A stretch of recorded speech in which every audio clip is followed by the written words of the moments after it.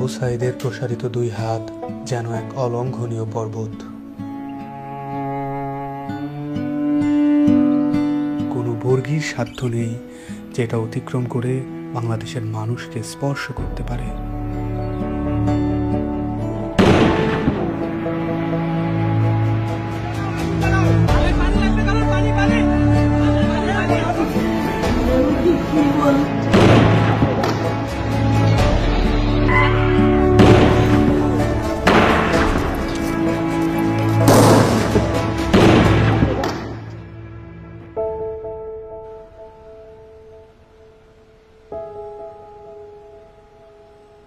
জুলাইয়ের পর থেকে এই বাবা প্রতিদিনই রাস্তার আশেপাশে হাঁটাহাঁটি করেন। কখনো আবার নির্বাক দাঁড়িয়ে থাকেন। উনি সামনের দিকে তাকিয়ে থাকেন, কিন্তু আসলে কোনো দিকেই তাকান না।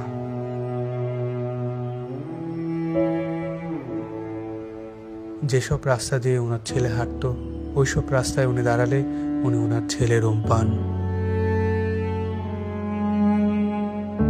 আমার ছেলের মৃত্যু অবস্থায় যখন দাফন দিতে নিয়ে যাবে, এর আগে যখন দেখছি যে হাসতেছে, সে হাসতেছে, হাসি মুখ অবস্থা। ইভেন্টের কাজ করতো, শুধু বাপের কিভাবে একটু সাহায্য করে, কোনো আজে বাজে আড্ডাতে ছিল না।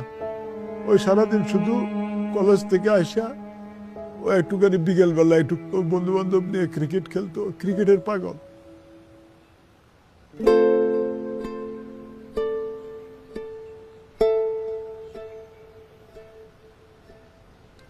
যে আমার পায়ের পাতা আছে এরকম একটা অনুভূতি হতো, কিন্তু আমি যখন হাত দিতাম তখন থেকে আমার পায়ের পাতা নেই, এরকম একটা প্রচুর অনুভূতি হতো। আমি অনেক কান্না করতাম। এই ব্যথার চেয়ে আমার ওই অনুভূতিগুলো আমার বেশি হতো, যে আমার পা আছে, আমি যখন হাত দিই তখন থেকে আমার পা নাই।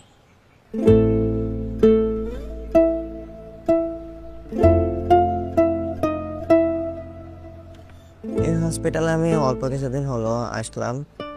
পা দিয়ে নতুনভাবে হাঁটা শিখতে আসছি, মানে ছোটকালে যেভাবে হাঁটা শিখেছে মা, ওই রকমের এখানেও হাঁটা শিখাচ্ছে আর কি।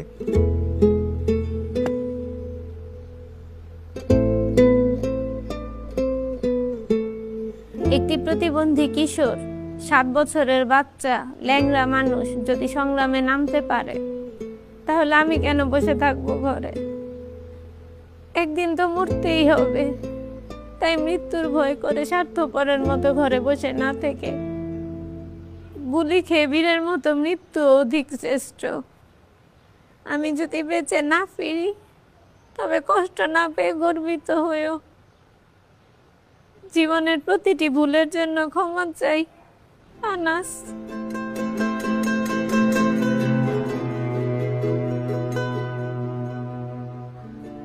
আমার সন্তানের বুকে গুলি লাগছে, আর ছিদ্রটা হয়েছে আমার কলিজায়।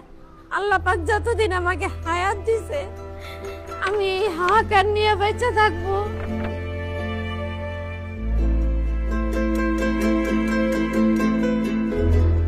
প্রিয় বাবা আসলে আমাদের একটা কিছু না, কিন্তু চকলেট নিয়ে আসছে।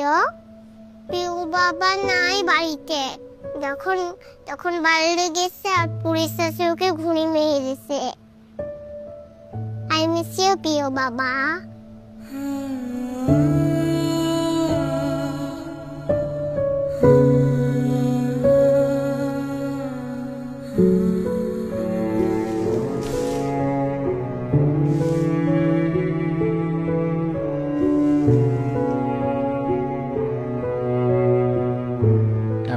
চেম্বারের মধ্যে বক্তব্য দিছিল যে আমরা কোনো সরকার বিরোধী আন্দোলন নয়, আমরা নিজের অধিকার আদায়ের জন্য বলে বলা করার পরে অমিল বড়ুয়া ওই ছাত্রলীগের লিডার আসছিল, তাই এসে গলা চিপি ধরছিল, গালমুখ থাপড় মারছে।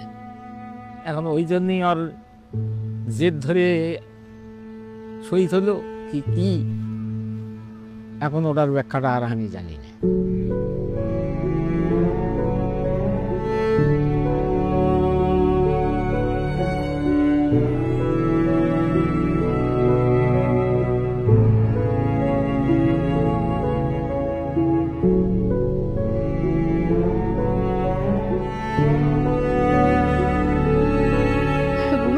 মায়ের দুধ খাইয়া ঘুমায়, সেই ঘুমটা ঘুমাইতে পারে না, তখন আবাইতে পাইয়া পাইতে পাই করে ব্লট ফ্লট করে ঘুমে লেগে আবার উঠে খুলে লই।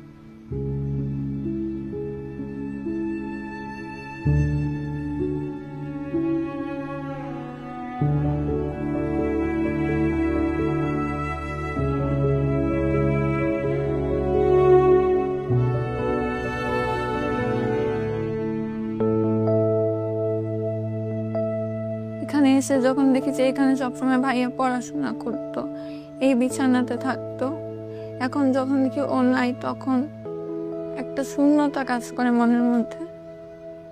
খারাপ লাগে যখন দেখি যে ভাইয়া এই রুমে নাই। এই ছবিটা 18 জুলাই আমার আন্টি নাজিয়া খান ফেসবুকে পোস্ট করেছিল।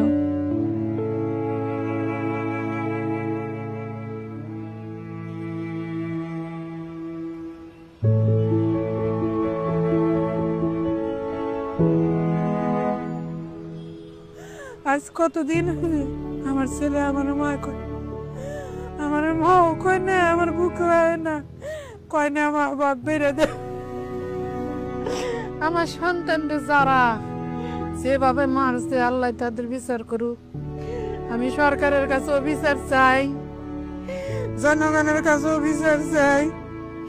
আমার সন্তানদের মারছে, হাজার হাজার মায়ের বুক খালি করছে, যে খালি করছে তারও বিচার করুক আল্লাহ। কতটা তুমি হারালে বন্ধু, কেঁদেছে অন্তর, জানো না তুমি হারাবার ব্যথা, জানে পলাশির প্রান্ত। হারিয়ে গেছে যেখানে মায়ের সোনার নোলখানি, গোলা ভরা ক্ষেতের ফসল, সাজানো ফুলদানি। এ হারানোর বেদনা তুমি রেখো অন্তরে, দেখবে তোমার দুঃখ লুকাবে পলাশির প্রান্তরে। বাংলাদেশের বুকের ওপর চেপে বসা 36 দিনের এই ভারই আমরা নিতে পারছি না। একবার ভাবি চলেন, 16 বছরে কত বড় ভার হয়ে এটা আমাদের বুকের উপর বসেছিল। এই ভারই আমাদের শক্তি দিক সংস্কার করে নতুন বাংলাদেশ গড়ার।